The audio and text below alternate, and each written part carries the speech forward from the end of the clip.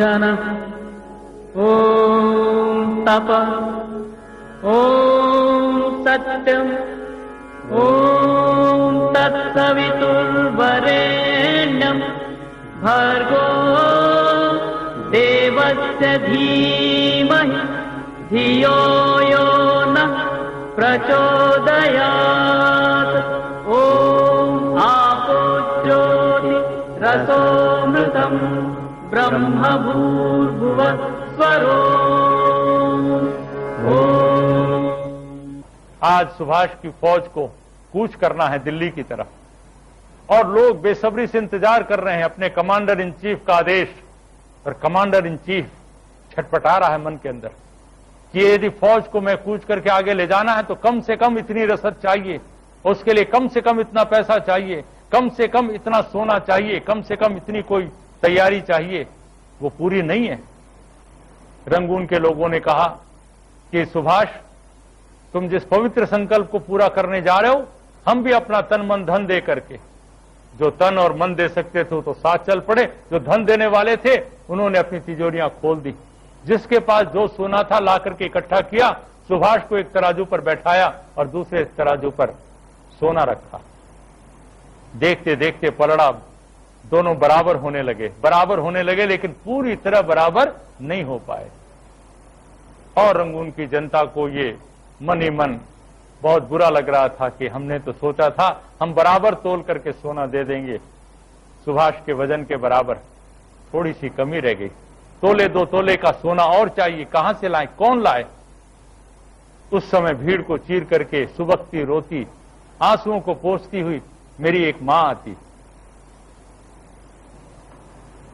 और सबके सामने आकर के वो एक चित्र उसके हाथों में, उसके स्वर्गीय बेटे का चित्र जो देश के काम आ चुका, उस चित्र को आखिरी बार चूमती और चित्र को वहां उस फ्रेम को तोड़ करके, सोने का फ्रेम अपने बेटे, अपने शहीद बेटे का, वो चित्र सबके सामने तोड़ करके उसका सोने का फ्रेम उसे ला करके तराजू के पलड़ पर डाल देती। सुभाष तोला जाता। कितनी माओं की कितनी कुर्बानियां, कितनी बहनों की कितनी कुर्बानियां। क्या स्वार्थ? अपने लिए कुर्सी मांग रहा था, अपने लिए वोट मांग रहा था, अपने मंत्री बनने के लिए, अपने एमपी बनने के लिए, पैसा बनाने के लिए, भ्रष्टाचार में अपने आप को डुबो करके देश को डुबोने के लिए? नहीं। सुभाष का रोम रोम देशभक्ति से अनुप्राणित, और वो कह रहा था आओ मेरे साथ कुर्बानी के लिए। जब ऐसा यजमान चलता है तो उसके साथ वो संविधाएं भी आती जो अपने आप को राख करने के लिए तैयार। ये है यज्ञ।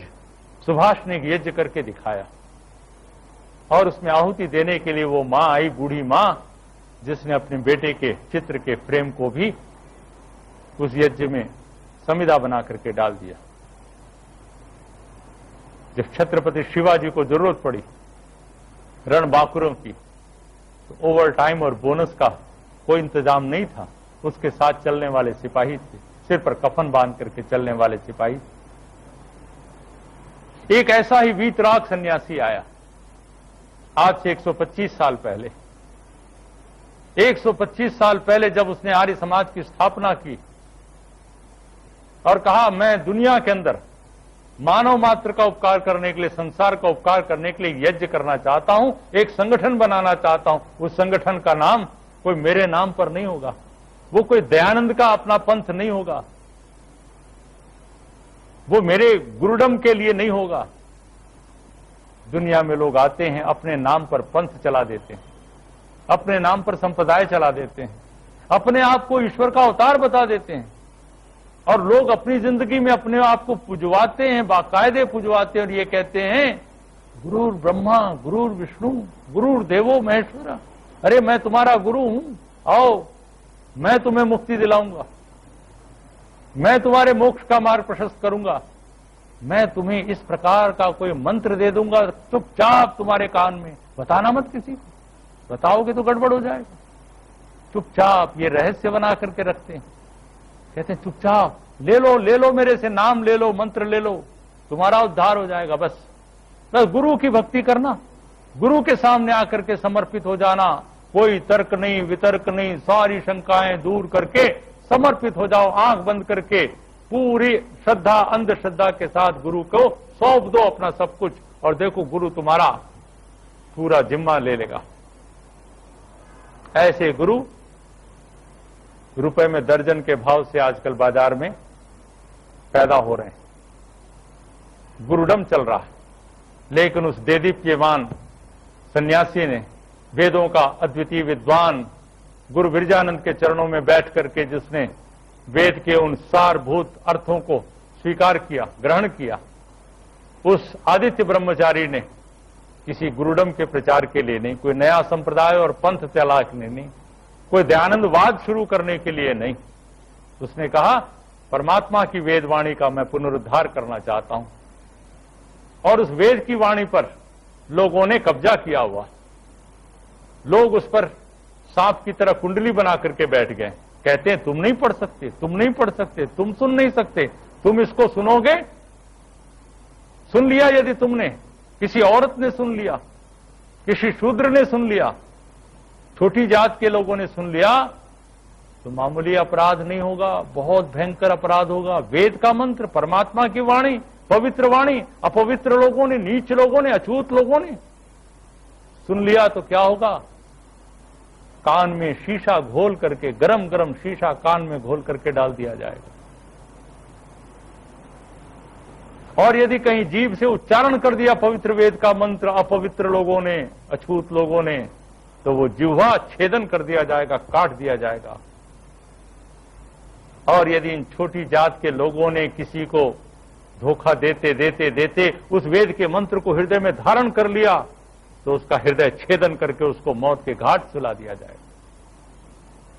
ये थे ऐसे ऐसे गुरुडम के प्रचारक जो उस समय ठेकेदारी कर रहे थे वेदों की।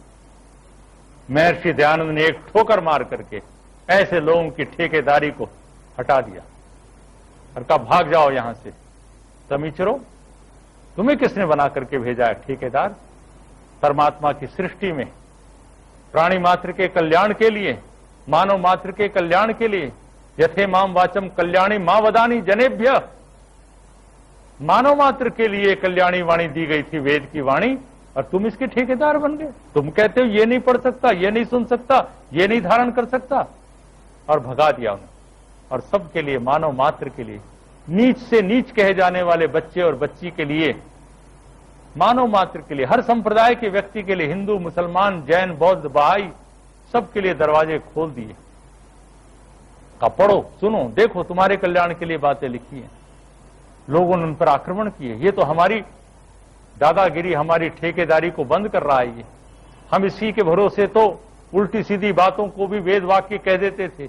लिखा है, वेद में लिखा है कह देते, बोली भाली जनता मान लेती थी। उन्होंने तो वेद पढ़ा नहीं और पढ़ना नहीं, जानना नहीं, तो हम उसके ठेकेदार बन गए थे। हम बन गए थे, हमारी बड़ी अच्छी चल रही थी लीडरी, हमारी चल रहा था बहुत बढ़िया हलवा मांडा। हम जो कह देते थे संस्कृत में उल्टा सीधा भी वही वेद वाक्य मान लिया जाता था।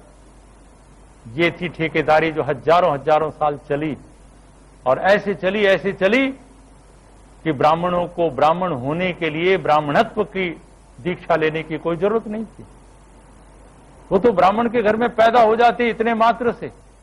अपने बाप की जायदाद का जैसे बेटा मालिक होता है जागीर का, उसी तरह से ब्राह्मण का बेटा ब्राह्मण बन गया। नालायक हो, निकम्मा हो, शराबी हो, कबाबी हो, कुछ भी हो, आचरण से भ्रष्ट हो, विद्याहीन हो, लेकिन वो पंडित जी, देवता जी, पाए लागे पंडित जी। कौन है साहब आप? कितने वेद पढ़े हैं? जी वेद तो मैंने देखे भी नहीं है, पढ़ना तो दूर रहा। फिर पंडित जी नाम क्या है आपका? जी मेरा नाम अमुक अमुक चतुर्वेदी, अमुक अमुक त्रिवेदी, अमुक अमुक द्वेदी। अरे आप द्वेदी, त्रिवेदी, चतुर्वेदी, और वेद आपने देखे भी नहीं है, कैसे बन गए आप चतुर्वेदी? अरे साहब हम अमुक चतुर्वेदी के बेटे रहे। देखिए क्या कमाल की बात। चली आ रही ठेकेदारी, बाप की ठेकेदारी बेटे ने ले ली। ये कोई पट्टा था जो लिखवा लिया अपने बाप से?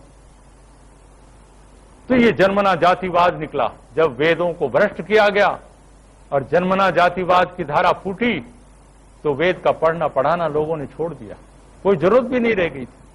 महर्षि दयानंद ने कहा यह नहीं हो सकता, ये जन्मना जातिवाद मुझे मंजूर नहीं है। ब्राह्मण वो व्यक्ति कहलाएगा जो वेदों का पठन पाठन करेगा, अध्ययन अध्यापन करेगा और मानवता के कल्याण के लिए उसको सबको बराबर दृष्टि से बांटेगा, समझाएगा, दुनिया को मार्गदर्शन करेगा दुनिया का। ये जो बात थी ऋषि दयानंद की, अनोखी थी। उस ऋषि दयानंद के और बहुत सी बातें, आज मैं उसके विस्तार में न जाकर के केवल इतना कहना चाहता हूं, जब वो यजमान निकला अपने घर से संकल्प लेकर के, उसके सामने भी ये प्रश्न आया था, तू आर्य समाज बनाना चाहता है दयानंद, तो अपने आप को सर्वात्मना की आहुति दे करके कहां तक संविधा की तरह राख करने के लिए तैयार है?